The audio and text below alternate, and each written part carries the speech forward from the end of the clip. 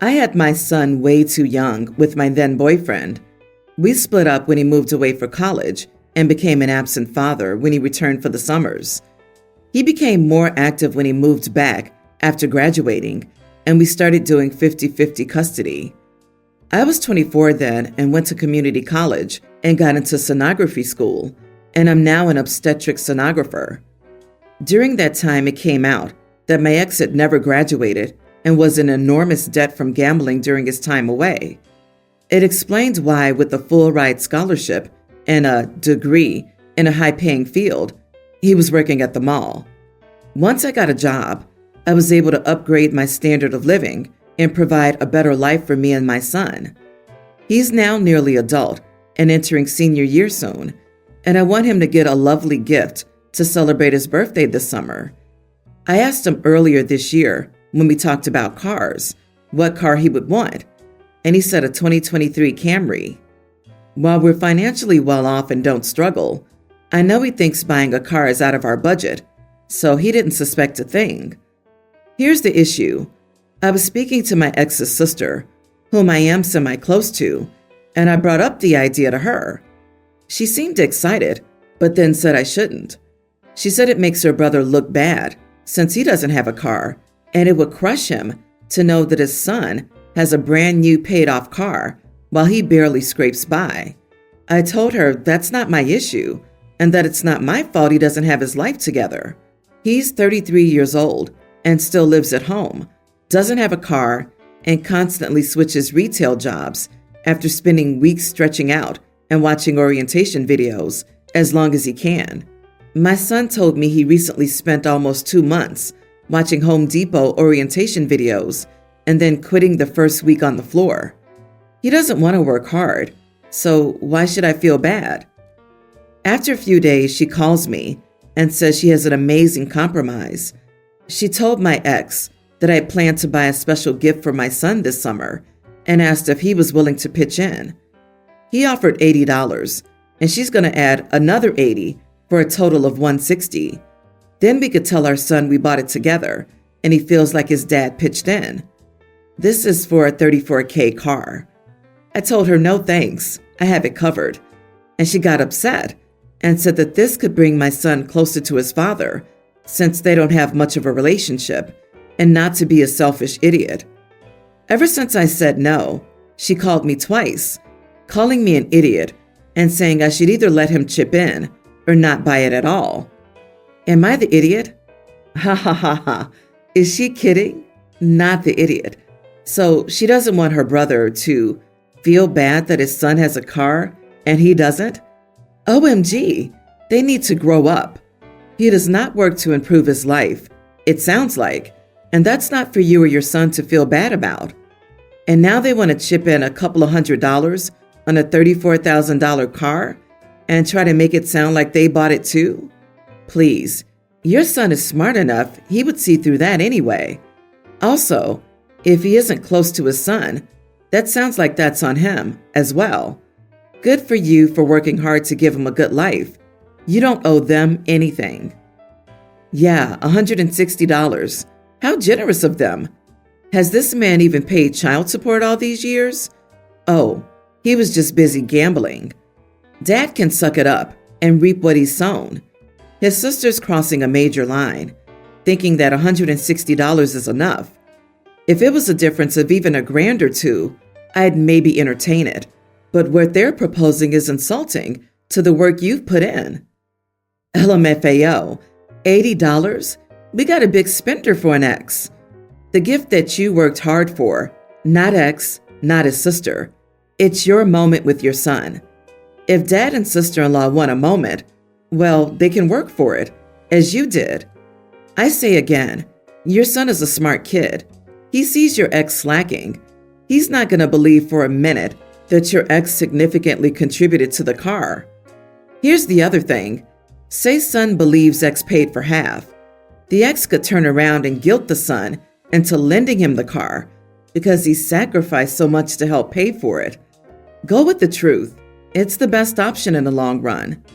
Congratulations on your son's graduation, and tell your ex to buy some fuzzy dice or whatever, but remind your ex that these are a prop and he can't gamble with them. My wife is flying to see family for just 4 quick days this weekend, and the airport is 1 hour away. She returns back and lands at 10:30 a.m. on Independence Day. We have kids, and I want to take them to our town's wet parade and fun activities that morning for the celebration.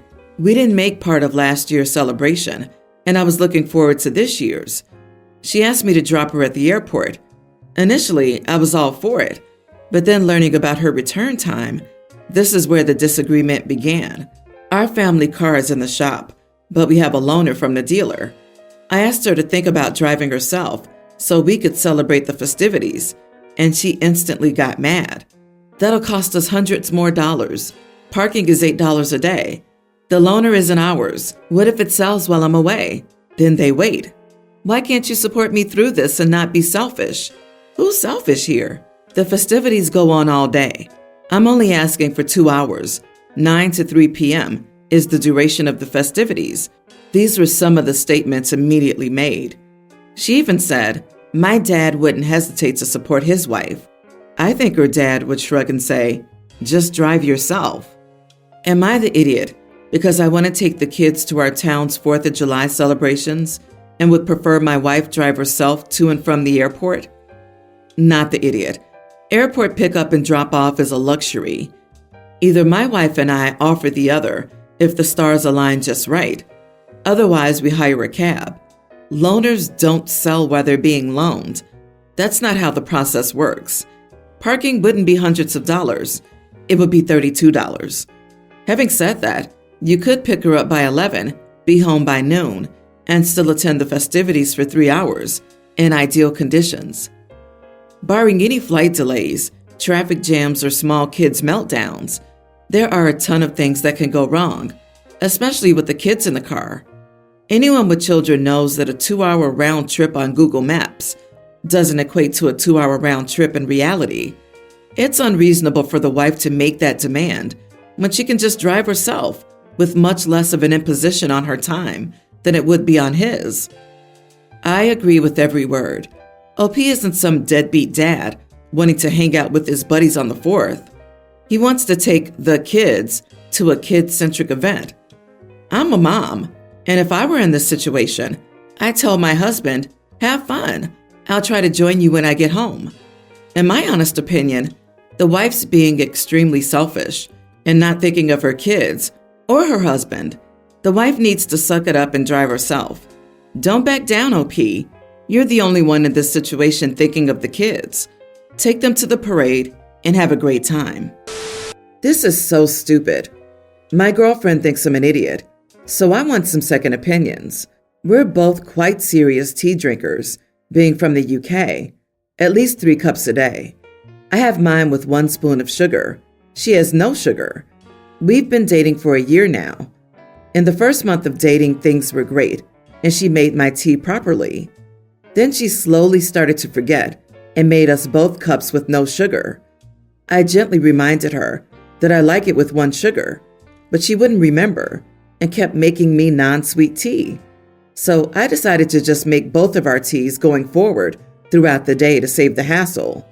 However, lately, I've been tired of having to make all this tea, and I asked her if she could make me a cup once in a while.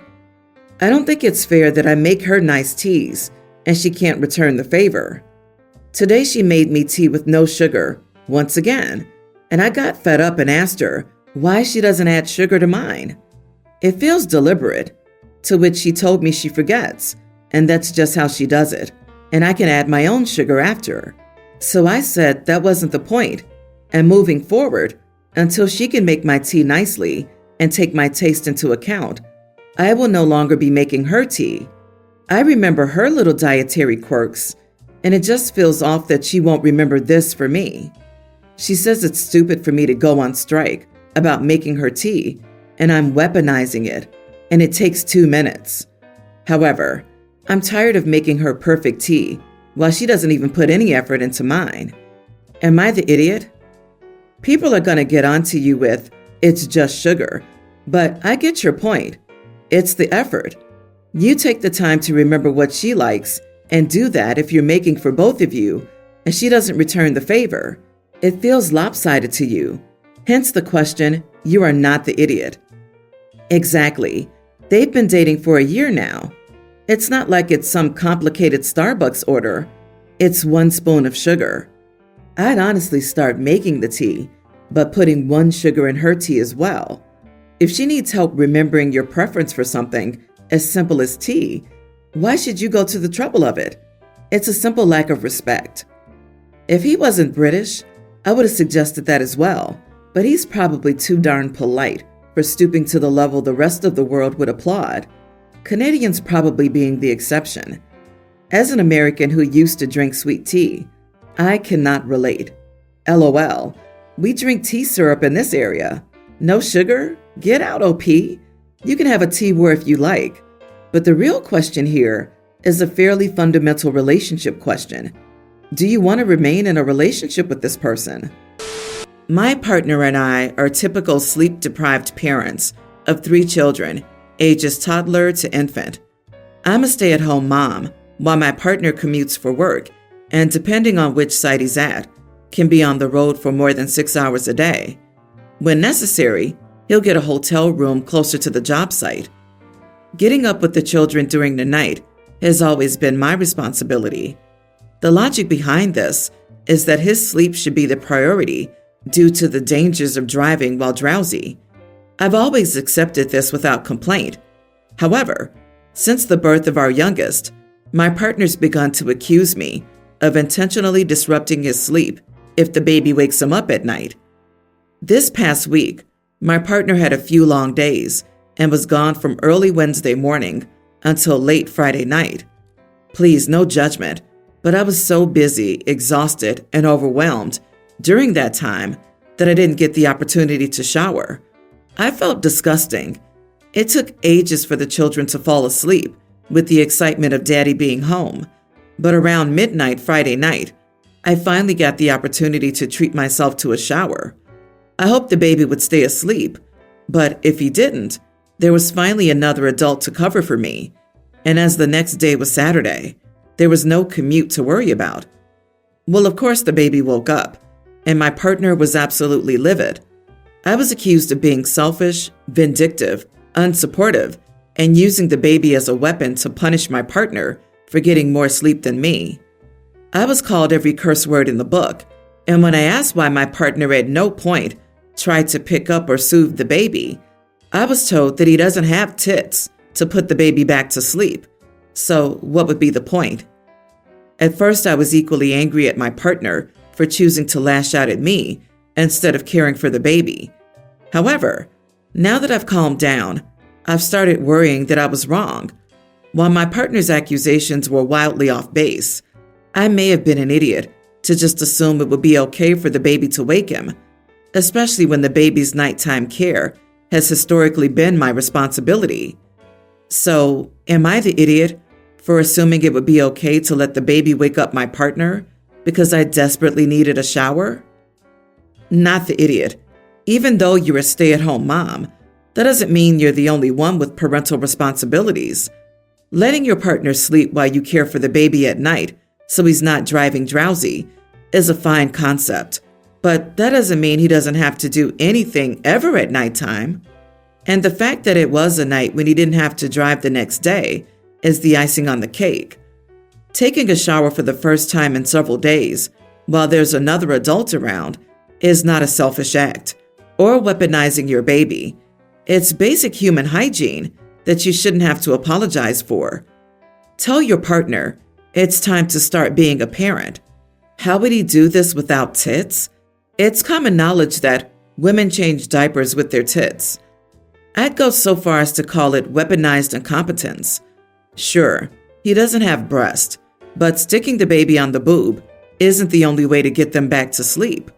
And even if it was, does he still not have a responsibility to at least comfort his child until the mom returns to feed the baby? Come on now. Stop acting like you're helpless in this situation. I bet he got perfect long sleep time Wednesday and Thursday nights away while you were doing 100% of childcare and couldn't even get a shower for yourself. You've given him way too much of a break on care duties if he doesn't even know how to pick up his baby to soothe it? Girl, stop allowing this person to procreate using your uterus. Please stop. That level of aggression would be an absolute deal breaker for me. This happened over a year ago, but this situation has still affected my family, and my mom won't stop getting on my husband's and mine, case even now. My father had diabetes, and his health was deteriorating fast. He was in the hospital and then got out. After he got out, he was weak and was trying to rest at home. I come from a big family with a lot of siblings. One of my sisters travels all through Europe and is frequently moving. I'm in the US, and I haven't been back to Europe in over a decade, but I talk a lot on the phone with them. We'll call my sister Anna. Anna suddenly moved into my parents' house with her husband and 8 children for an unknown period of time, and for reasons no one knows. Well, she had nowhere else to go, apparently. My mom is the closest with her and has always been sympathetic towards her, so she's fine with her being there. My dad was exhausted, coming home from the hospital just a day or 2 ago. My husband was talking to him on the phone and heard all these kids screaming and making noises. He asked if everything's okay. My father just said he's tired, overwhelmed, can't take it anymore, and just wants to rest. My dad talks to my brother, who lives there, and talks about the environment in the house. My brother said it was a disaster and pretty noisy since the kids were running everywhere. My mom, however, said that it's not a big deal and not that noisy. Well, we all just had a feeling my dad was going to die any day now, and these were his last months alive. My husband and I felt bad for my dad and thought he deserved peace in his last moments. My husband asked to speak to my mother, and she said, no, not now. So my husband asked to speak to Anna's husband.